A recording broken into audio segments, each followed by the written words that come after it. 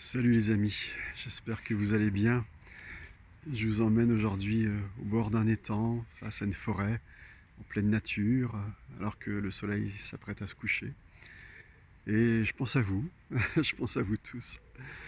Alors, la nature, ça a quelque chose de magique quand on est sur une voie spirituelle, parce que ça nous permet facilement de pratiquer la pleine présence, la marche en pleine présence, l'admiration, la contemplation admirative de la nature à partir de laquelle facilement on peut générer de la gratitude, remercier le soleil, l'eau, les arbres, bref, tout l'environnement qui procure aux êtres sensibles tout ce dont ils ont besoin.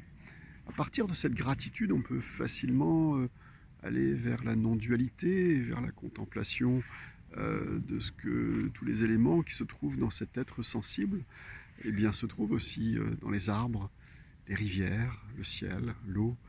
Ah, nous sommes constitués de tout cela, hein. Nous sommes des poussières d'étoiles. Et je pense que c'est vraiment important non seulement d'admirer, comme un enfant le ferait, vous savez, avec un regard frais comme ça, d'admirer la nature, de contempler à quel point nous en sommes partis, nous en faisons partie, nous venons de là, et puis d'en générer de la joie, de l'admiration, de l'envie de la protéger aussi. Hmm. Et puis cette nature, quand on l'observe bien, au fil des années, on peut s'apercevoir qu'elle se dégrade. Il y a de moins en moins d'insectes, de moins en moins de libellules, de moins en moins d'oiseaux. Je pense aux martinets par exemple, ou aux bouvreuils. Vraiment, il y a beaucoup d'oiseaux qui disparaissent, d'insectes qui disparaissent. Alors, il faut bien qu'on se rende compte que ce n'est pas un phénomène nouveau. Ça apparaît à nos perceptions depuis peu, de façon vraiment de plus en plus évidente. Et il est vraiment temps qu'on fasse quelque chose, qu'on se réveille pour protéger la nature. Mais je pense qu'il serait facile de tomber dans des états d'esprit négatifs. Dans des états d'esprit négatifs comme l'apitoiement, la colère, le dégoût, le découragement, la tristesse, l'anxiété. C'est très facile et on n'a besoin de faire aucun effort pour tomber dans ces états d'esprit négatifs.